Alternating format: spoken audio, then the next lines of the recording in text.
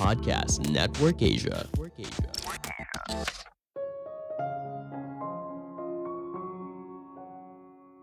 Bisnis itu jangan hanya modal nekat saja, kamu juga perlu perencanaan dan riset yang matang. Halo semuanya, nama saya Michael, selamat datang di podcast saya, Sikutu Buku. Kali ini saya akan bahas kisah inspiratif dari Hendra Arifin, yang merupakan pendiri dari Hokben.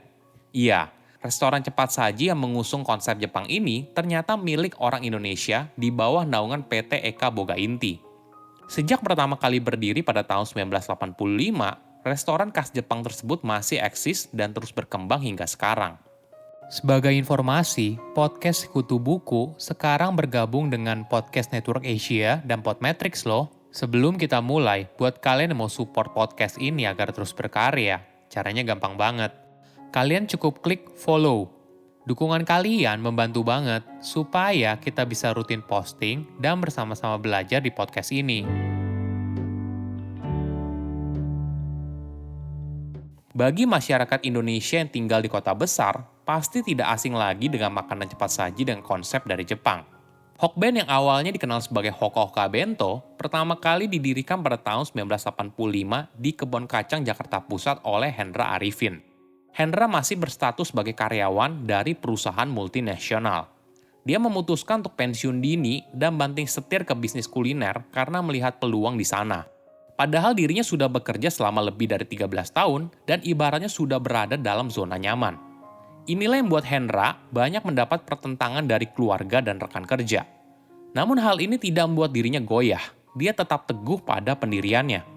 Hendra tidak serta-merta keluar dari pekerjaannya. Sebelum keluar, dia sudah melakukan riset panjang untuk bisnis kulinernya. Sebagai informasi, konsep awal Hokben berasal dari kebiasaan orang kantoran di Jepang yang senang menyantap makan siang dalam bentuk nasi kotak yang disebut bento. Itulah sebabnya Hendra menamainya sebagai Hoka-Hoka Bento, yang artinya makanan bekal yang masih hangat. Dia juga sangat serius dalam bisnis ini. Hendra pergi langsung ke negeri Sakura untuk mempelajari dan membeli izin penggunaan merek serta sistem kerja Hoka-Hoka Bento di Indonesia. Walaupun menampilkan diri sebagai restoran Jepang, tetapi masakan Jepang yang disajikan di Hokben telah disesuaikan dengan selera orang Indonesia. Hokben sendiri menyediakan menu masakan Jepang populer seperti teriyaki, yakiniku, chicken katsu, karage, ekado, hingga shrimp roll dilengkapi dengan salad dan sup, tidak lupa juga nasinya yang istimewa. Tidak sedikit dari kita yang suka bertanya, apa resep di balik nasi dan mayones unggulan dari Hokben? Khusus nasi, banyak konsumen yang menafsirkan di balik kelezatan dari nasi restoran ala Jepang ini adalah dengan menambahkan jelly saat proses memasaknya. Tetapi ternyata hal tersebut salah. Nasi Hokben tidak menggunakan jelly saat proses memasak dan memasak seperti biasa menggunakan beras lokal. Sedangkan untuk mayonnaise, ada formula khusus yang merupakan resep rahasia dari Hokben. Awalnya konsep Hokben adalah melayani konsumen secara take away. Namun setelah berjalannya waktu, Hendra melihat ternyata konsumen lebih suka dengan konsep makan di tempat. Mereka lebih suka menikmati suasana restoran dan mendapatkan pelayanan dari pramusaji. Hokben menerapkan standar operasional prosedur di mana satu orang pelanggan akan dilayani oleh satu orang karyawan sehingga memudahkan dan membuat nyaman dalam proses bertransaksi. Dari sebuah gerai mungil di Jakarta, Hokben pun terus berkembang. Cabang pertama Hokben di Bandung dibuka pada tahun 1990. Lalu pada tahun 2005, Hokben merambah ke Surabaya dan sekitarnya. Kemudian pada tahun 2010, Hokben memperluas cabang ke Jawa Tengah dan Bali. Terbaru pada tahun 2018 dan 2020, Hokben hadir di Lampung dan Medan. Untuk menjaga kualitas dan cita rasa makanan yang sama di seluruh gerai, Hokben memiliki pabrik pusat di Ciracas dan pabrik hub di Bogor, Yogyakarta, dan Surabaya. Dari sana, seluruh bahan makanan Hokben diantar ke cabang dengan armada distribusinya sendiri. Hokben juga tidak berencana untuk berekspansi melalui konsep waralaba. Hal ini disebabkan Hendra ingin menjaga kualitas layanannya bisa terus terjaga. Logo Hoka-Hoka Bento awalnya berisi dua orang anak berkarakter komik Jepang.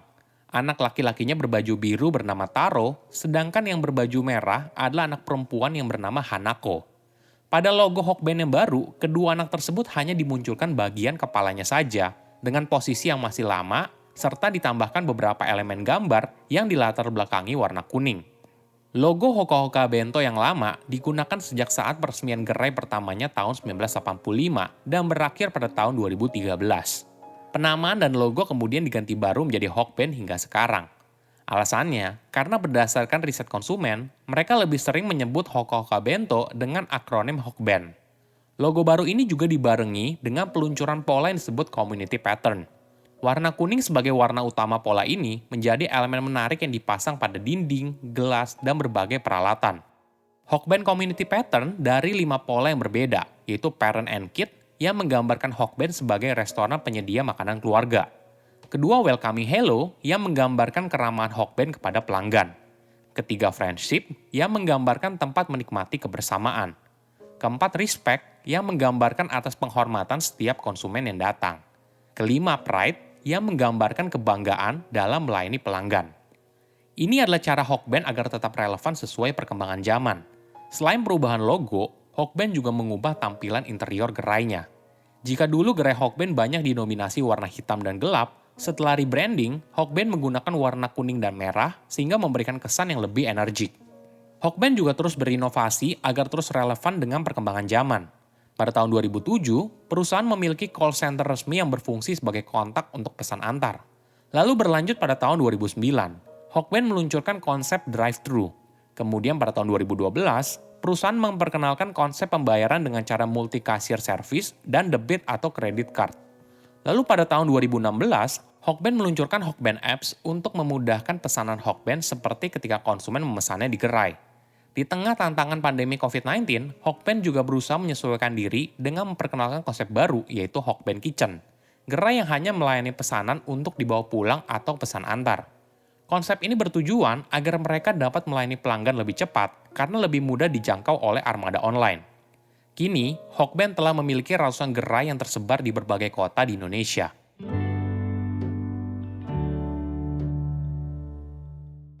Menurut Hendra, Hokben bisa sebesar sekarang berkat rancangan Tuhan dan tidak ada yang kebetulan. Bila Tuhan berkehendak, maka terjadilah. Kita hanya menjalankan semua rencananya. Dia berpendapat, dalam berbisnis yang harus dilakukan adalah menghadapinya dengan keikhlasan, kejujuran, dan mau memberi maaf. Jika menemui kegagalan, kita harus ikhlas dan berusaha untuk bangkit kembali. Kegagalan adalah sebuah pelajaran yang berharga, agar tidak mengulangi kesalahan yang sama di masa depan. Bisnis juga harus dibangun di atas kejujuran, agar bisa mendatangkan rahmat dan karunia Tuhan yang terindah. Terakhir adalah sikap pemaaf. Banyak orang sulit memaafkan sebuah kesalahan meskipun telah berlalu. Menurut Hendra, butuh sebuah keberanian dan kebesaran hati untuk meminta dan memberi maaf. Dia juga memilih untuk fokus pada bisnisnya saja. Hendra mencontohkan, banyak orang di tengah bisnis yang sedang dilakukan, kemudian justru menggeluti bidang usaha yang lain. Langkah ini jelas akan memecah fokus pada pekerjaan dan menimbulkan banyak persoalan. Saya undur diri, jangan lupa follow podcast Sikutu Buku. Bye-bye. Pandangan dan opini yang disampaikan oleh kreator podcast, host, dan tamu tidak mencerminkan kebijakan resmi dan bagian dari podcast Network Asia.